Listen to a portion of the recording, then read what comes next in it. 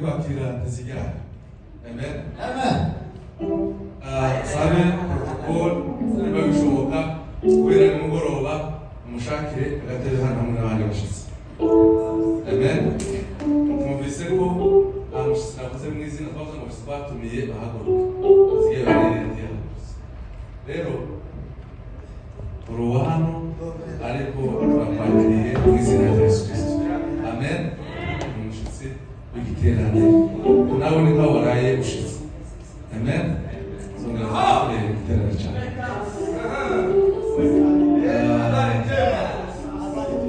Yego umuyobozi wa gahunda ariko byibuze umwanya muto ushoboka kugira ngo tuze kumva ijambo.